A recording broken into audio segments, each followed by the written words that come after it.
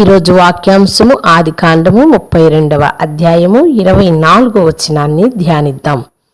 యాకోబు ఒక్కడు మిగిలిపోయెను, ఒక నరుడు తెల్లవారు వరకు అతనితో పెనుగులాడెను. ఆమేన్. యాకోబు తన దేవునితో పోరాడిన దానికంటే దేవుడు యాకోబుతో ఎక్కువ పోరాడుతున్నాడు.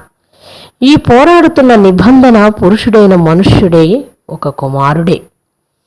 మరి దేవుడు మనిషి రూపములో యాకోబు జీవితాన్ని పిండి చేస్తూ ఉన్నాడు. ఉదయం వేళ వరకు దేవుడితో పోరాడి గెలిచినవాడిగా కూడా ఉన్నాడు.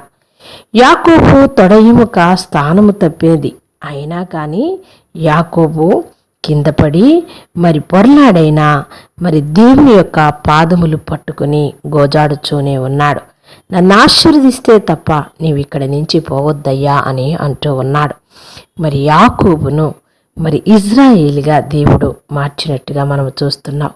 నీవు దేవునితో మనుష్యులతో పోరాడి గెలిచితివి గనుక ఇక మీదట నీ పేరు ఇజ్రాయేలే కానీ యాకోబు కాదని గట్టిగా చెప్తూ ఉన్నాడు. ప్రియ సహోదరుడా, సహోదరి, నీ స్థితి ఎలా ఉన్నప్పటికీ నీవు దేవునితో పోరాడి గెలవాలనుకుంటే ఆయన పాదములు పట్టుకుని ప్రార్థించేవాడిగా ఉండాలి. ఆయన మార్గములో స్థిరముగా ఉండాలని మనము కోరుకోవాలి.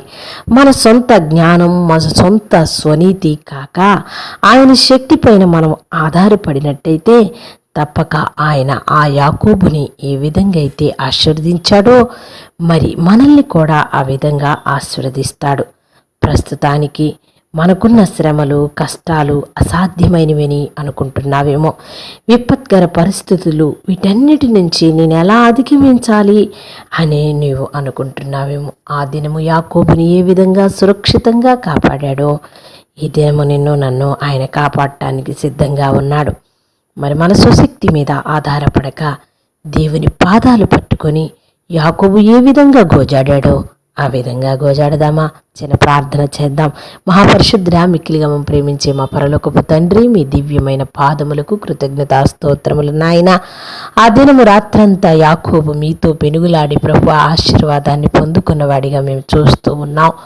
అవును తండ్రి, మీతో అవును ప్రభువా, కలిసి ప్రార్థించే బిడలుగా మీ పాదములు పట్టుకొని గోజాడే వారిగా మమ్మల్ని కూడా మార్చండి నేవా. తండ్రి, మాలో లోపములు సరిచేసే దేవుడు నీవే, మాలో విపత్కరమైన కష్టముల నుంచి మమ్మల్ని విడిపించే దేవుడు నీవే ప్రభువా. అయ్యా, నీ పాదాలు పట్టుకొని ప్రార్థిస్తున్నాం. మా సొంత జ్ఞానం, మా సొంత తెలివి దేనికి పని చేయలేదని మేము తెలుసుకొని ప్రభువా, నీ పాదాలే శరణ్యమని, నీవు తప్ప ఆదరించేవారు లేరని నా తండ్రి, ఆ రాత్రి యాకోబు ఏ విధంగా పెనుగులాడి ఆశీర్వాదాన్ని పొందుకొని యాకోబు అనే పేరును తీసివేసుకుని ఇశ్రాయేలు పేరును మీరు ఇచ్చారో తండ్రి, అట్టి జీవితమును మాకు కూడా దయచేయమని, అట్టి ప్రార్థనా శక్తిని, ప్రార్థనా బలాన్ని, ప్రార్థనా జ్ఞానాన్ని, వినయాన్ని మాకు దయచేయమని యేసు నామమున ప్రార్థిస్తున్నాం మా పరలోకపు తండ్రి. ఆమేన్.